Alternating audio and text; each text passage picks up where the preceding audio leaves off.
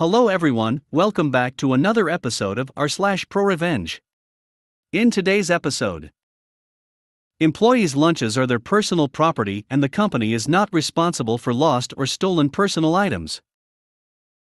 Scammers stole $15,000 from me, so I shut them down.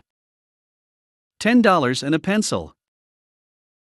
Before we get started, make sure to subscribe so you will never miss a video. So let's get started. Employees' lunches are their personal property and the company is not responsible for lost or stolen personal items. Nobody likes a lunch thief, and I had one of the most aggressive at my office.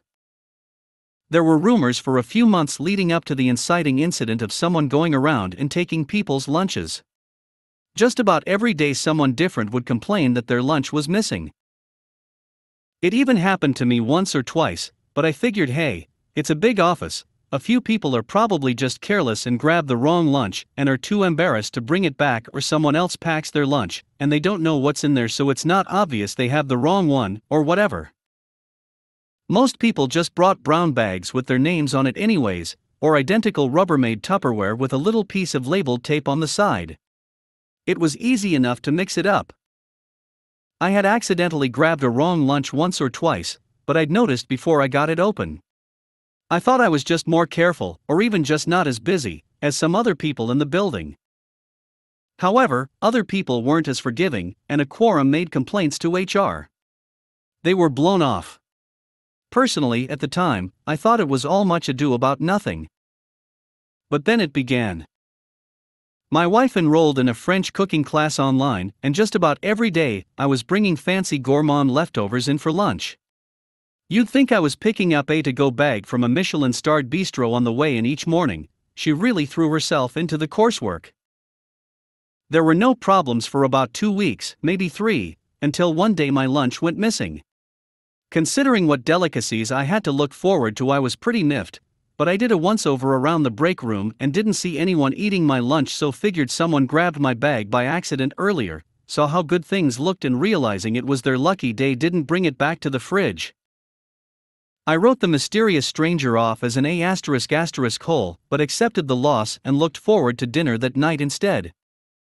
Next day I write my name on my lunch in extra bold lettering, jam the bag into the back of the fridge, and feel peace of mind.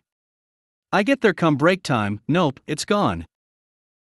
I was pretty upset, but I figured it was a stroke of bad luck, and left it at that. What else could I do? However, third day, out of an abundance of caution, I kept my lunch at my desk. A pain, because I had to eat it fairly early in the day to avoid spoilage, but at least I'd know where it was. I got up to take care of some business down the hall, and when I came back, yep, my lunch was gone. Unfortunately, that didn't help me narrow it down much at all, because my desk is centrally located, so everyone's constantly passing by. At that point there was no possibility of the theft being arbitrary, so I approached HR and filed a complaint. Their response, practically verbatim, was, "Employees' lunches are their personal property, and the company is not responsible for lost or stolen personal items." The following day my wife packed a cream-based soup that really had to be refrigerated. I was passing by the break room to check on my lunch practically every 5 minutes. Somehow it still managed to disappear. I was irate at this point and returned to HR and really blew my top.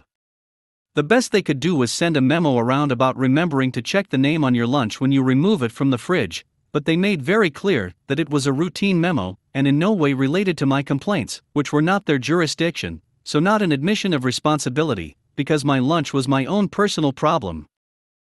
The only suitable alternative to packing a lunch available in the building are these wretched shrink-wrapped ham and cheese sandwiches from a vending machine.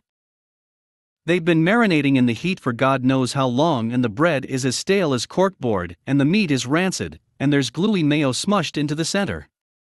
It's a relic of the old office tenants, I'm pretty sure.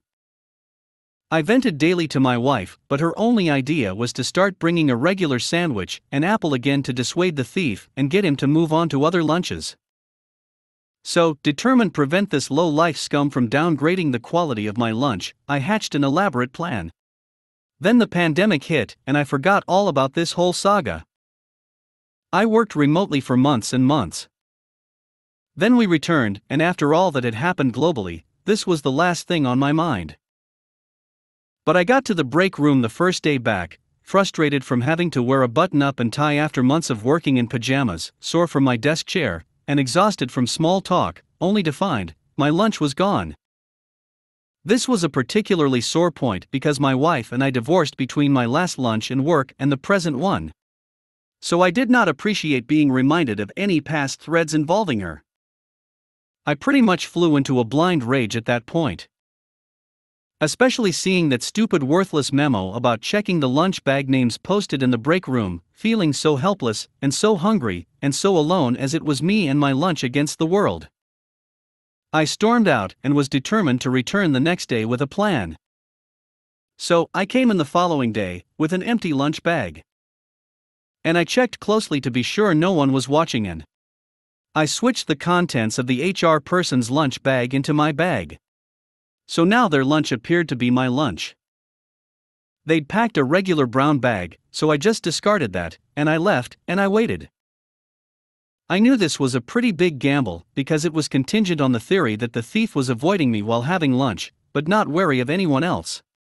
So would eat out in the open if there were no risk of bumping into me. So I made a big show of going around the office announcing that I was headed out for a meeting, and I wouldn't be back until at least 3 p.m. I even went to the trouble of moving my car out of the lot to a space 2 streets over, where I then sat in my car and worked remotely for several hours before sneaking into the building up the back stairway. I then sat in the stairwell just outside the break room, where you can hear chatter can't be seen, and after about 20 to 30 minutes of waiting, I heard it. The sweetest sound I'll ever hear in the office. HR, what the heck, Kyle, that's my lunch. Lunch thief. Nah, it's not your name on the bag. HR, give me that. I'm assuming grabs bag and sees my name. HR, yeah, let's head to my office for a chat. The HR rep later called me in as well and said they were aware of my break room hijinks, but it was obvious that the point still came across loud and clear.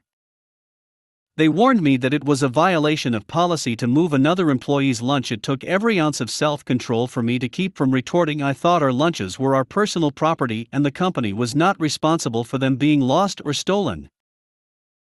They informed me they'd located the thief and things would be handled accordingly.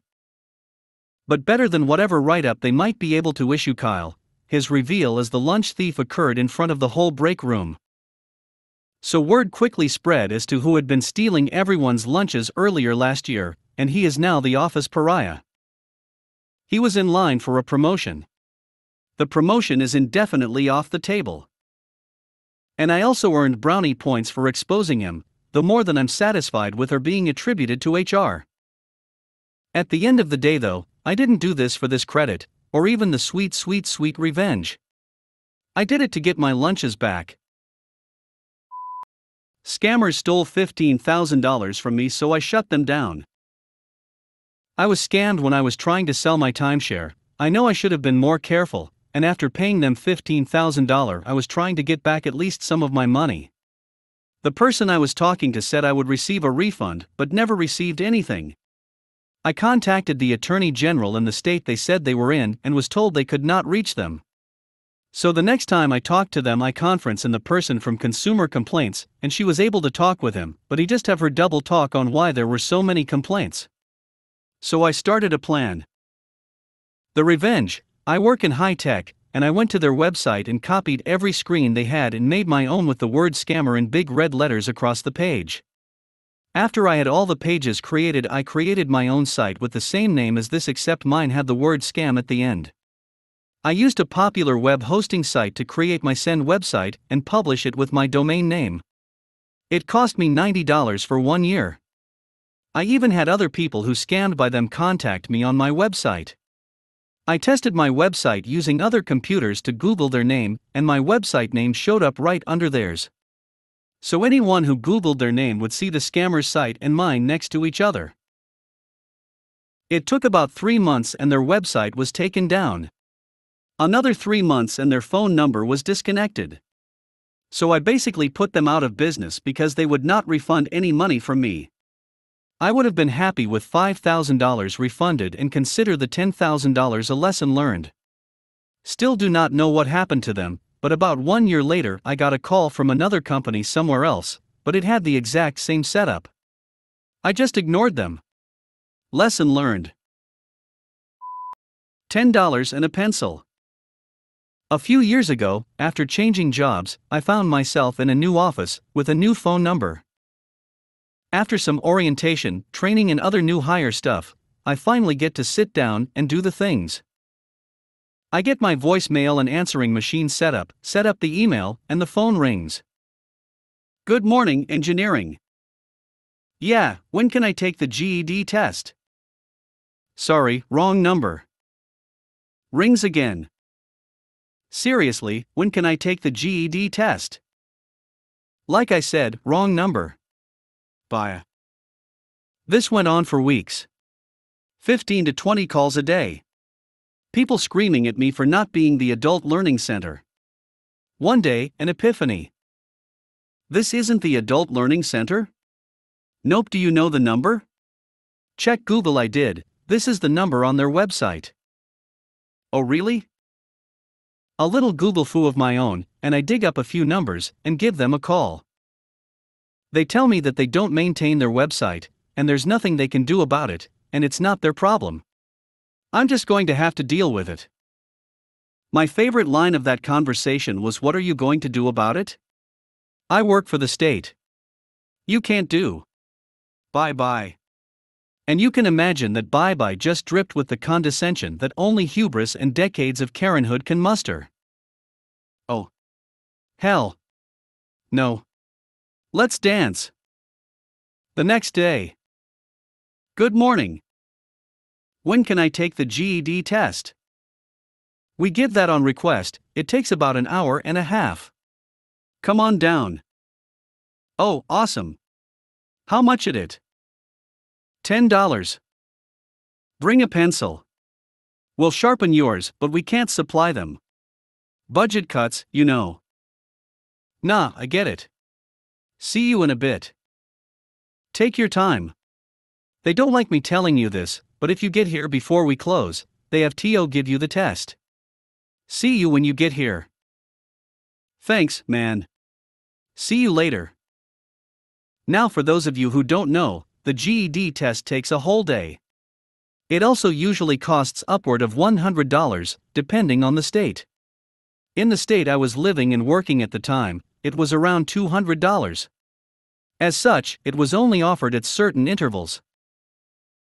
So, as I was telling dozens of people per day that it was $10, took 90 minutes, and offered on request, I'm sure that they were absolutely inundated with angry people with freshly sharpened number 2 pencils, waving their $10 bills, and demanding the test that the guy on the phone told them they could come and take. Every morning, I checked the website to see if my phone number was still on there. I also took the liberty of crawling around and getting the phone numbers for some managers. I was happy to hand these out when people called back to complain that they hadn't been allowed to take the test. Head back down there and ask to speak to and tell them that they called the number on the website and this is what they were told. It took them about 6 more weeks to change the website. For some reason, all of the managers' numbers disappeared from the website as well.